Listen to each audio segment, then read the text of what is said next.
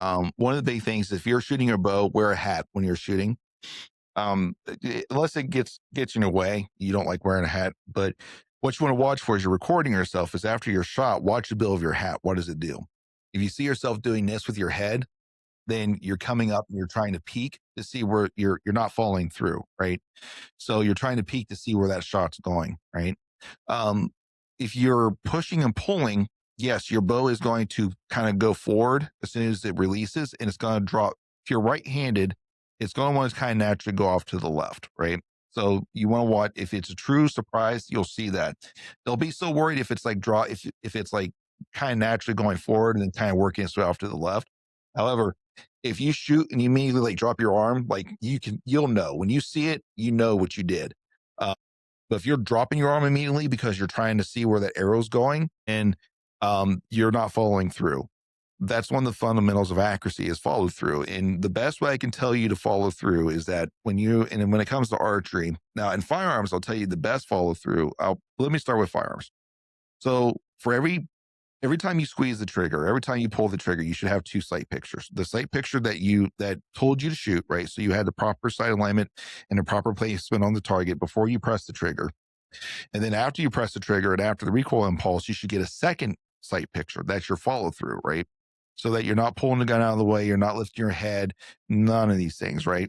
So with a bow, your biggest thing is when you're coming through and you go through your follow through, you're just kind of just letting this go. And I don't bring my bow back up to get another sight picture. I don't move. Like I just let the bow go the way it wants to, and I don't move my head and just watch to see where it goes. It's the best follow through I can tell you to do because it's going to get hard to get a second sight picture if you're shooting that style, right? So watch your follow through, watch the bill of your hat. That's one of the biggest things. Like if you see your hat raise up like that, it means you're trying to see where the arrow's going. The next thing I'm going to tell you to do is watch your hand that's on the bow. Is because if you're commanding the shot and you're punching the trigger here, this hand that's on the bow is going to react to that because it's just the way it goes. So because if you watch yourself and you pull it, if you squeeze it off and then you see your hand collapse around the bow at the same time, you're commanding the shot and you know that it's going off. The biggest thing for you to know is that bow is not going to follow your hand. So if you have a wrist strap around, it's not going anywhere. It will be there. I promise you, it's not going anywhere. And then I guess the last thing I can mention, and this is something to practice on, is learning to call your shot with your bow. And what I mean by that is that you can go put a dot on a target somewhere, and we do this in firearms classes. What we do is we'll shoot one round, and that creates our first hole, right, in the target. And then from there, you line your sights up on that target, on that hole, like you're wanting to put another round right through that hole.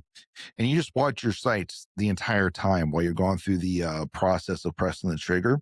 And then what you do is you don't take your eyes off the sights. You let those sights do what they do. And then you try to guess where that round impacted off by what your sights look like. What this teaches you to do is focus to your sights and also to trust your sight picture because you'll know if you're watching your sights, you'll know exactly where that arrow is going or exactly where that round's going. It's the same thing with the bow. Pick that point. You can go put a small dot on the target, bring the bow back up, bring the bow up onto the target, watch that sight and just focus on the sight, focus on the sight, focus on the sight.